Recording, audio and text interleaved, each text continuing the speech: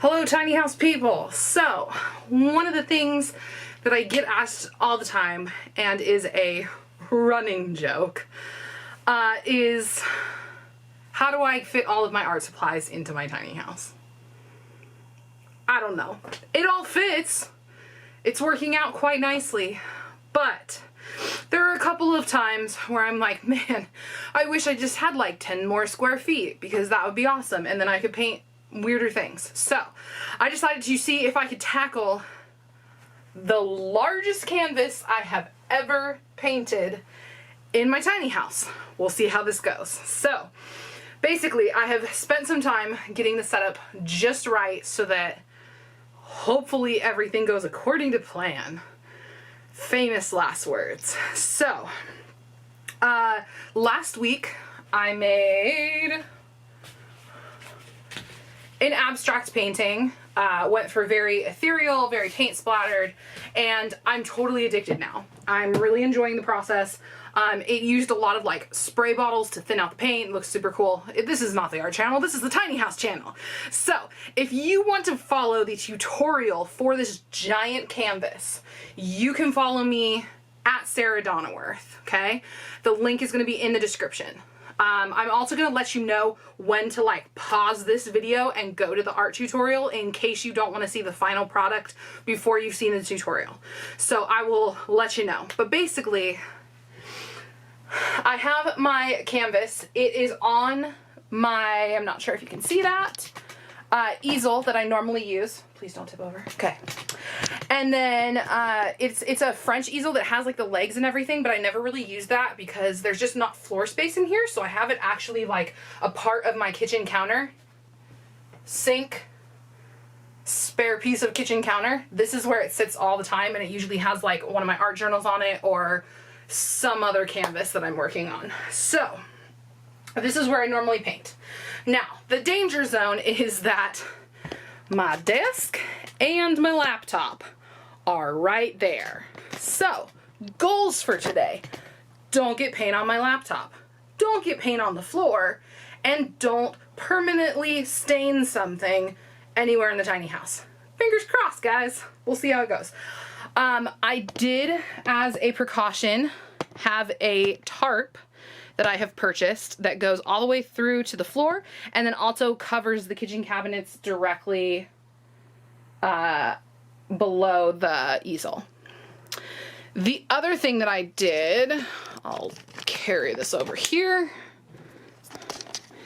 is in my kitchen sink, ignore the dishes, is a tub of water that I can toss any like brushes, sponges, anything that I need to during the process so that it won't end up like ruining everything. Yeah, because that's the goal. We don't want to ruin stuff. So, as far as other setup pieces, so I have an art box on the counter that has a bunch of like random stuff that I may or may not be using on this canvas. And then I really like, let me angle you this way. So to keep everything as close as possible, I have like the canvas right here, and then I have every paint color that I'm using on the stairs so that I can literally just grab it as fast as possible. So we are gonna get started. Now would be the time to switch over to the art tutorial if you want to hear about that. Otherwise, you can join me at the end of the video. I'll do the big reveal of what the finished painting looks like, and I can let you know how my house fared while I was painting. Sound good? Okay, cool. See you in a bit. Welcome back. As you can see, I have been painting. I have been painting quite a lot. So during the course of this art tutorial where I painted the biggest thing I've ever painted before, I managed to spray my desk with paint. I managed to spray my iPad with paint. I managed to spray my laptop with paint.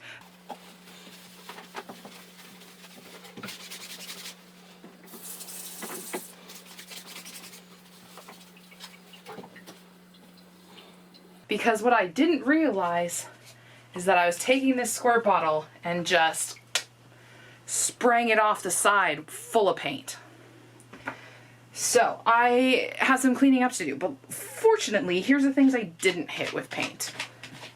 The floor is still good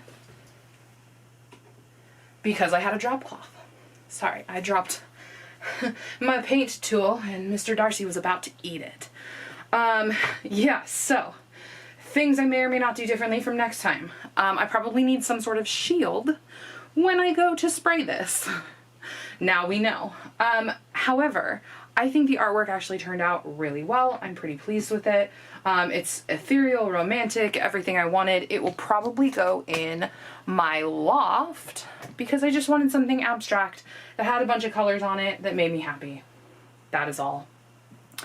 So, if you want to know if it's possible to do artwork in a tiny house or have hobbies in a tiny house, the answer is yes. However, what changes is the amount of space you can devote to your hobbies without taking from the rest of the house.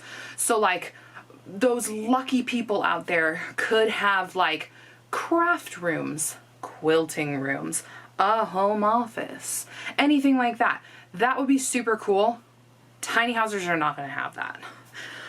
There is really no space where I can do this artwork that I won't be taking up space from something else. So, directly behind the camera is a box of stuff that I was cleaning the house with, and I ended up with a box of stuff. That I have been stepping over the tripod and around the box the entire time I made this video. Also, the sink is 100% inaccessible unless I'm just sort of like throwing a brush in to the sink to keep it like wet and not have my paint dry on it. The floor is a little bit slippery because I have a drop cloth down to protect the floor.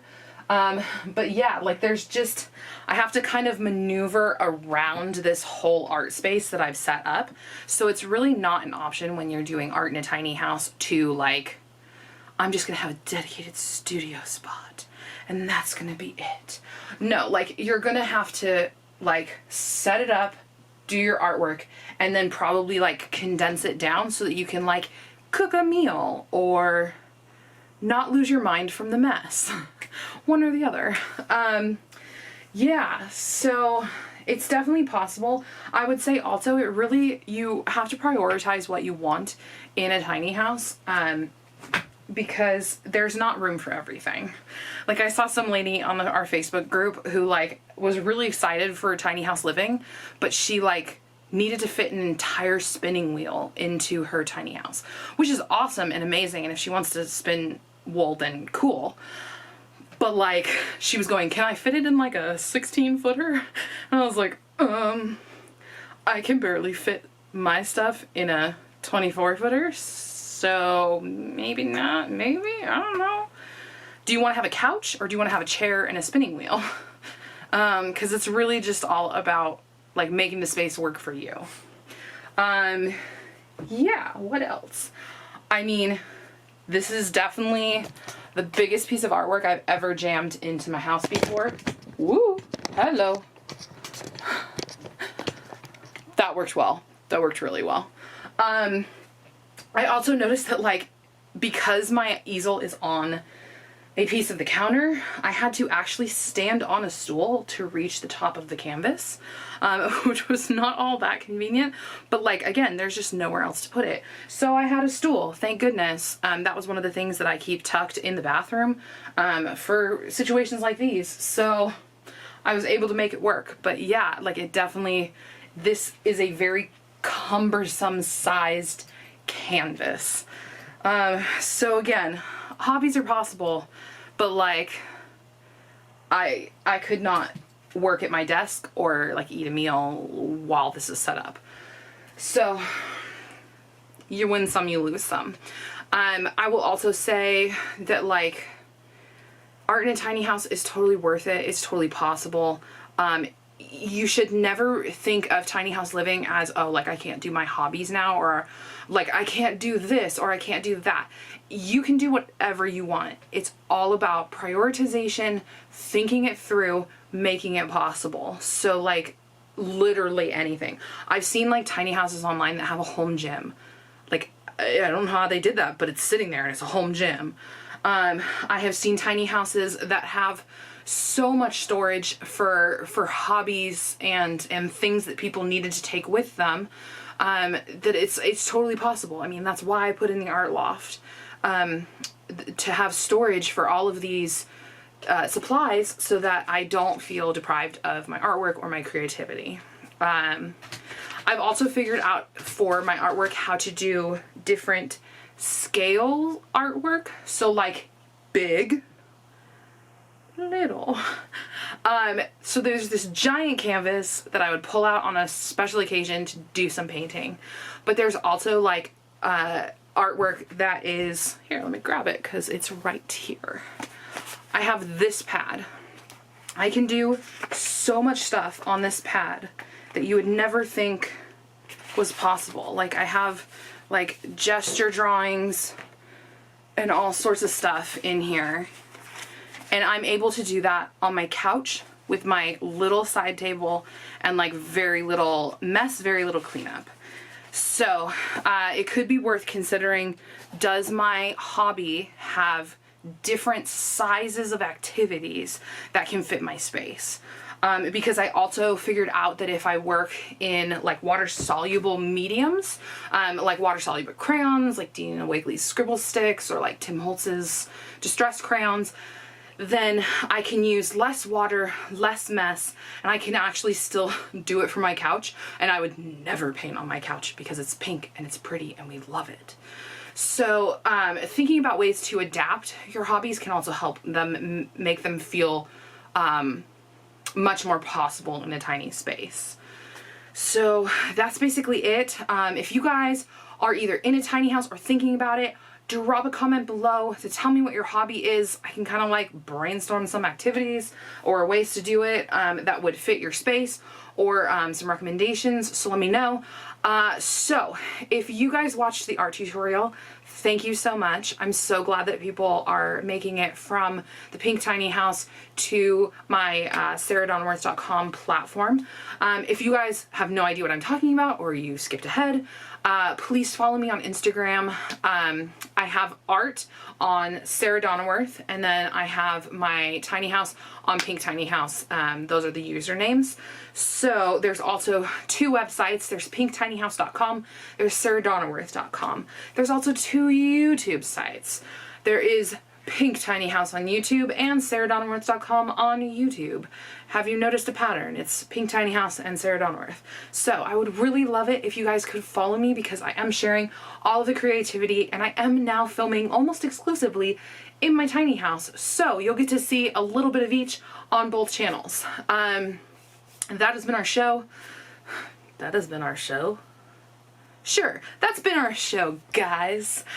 So if you guys want to hear more about tiny house living, drop a comment, like, subscribe, do all of those things that normal people ask you to do on their content, and I will see you guys next time. Thank you. Bye.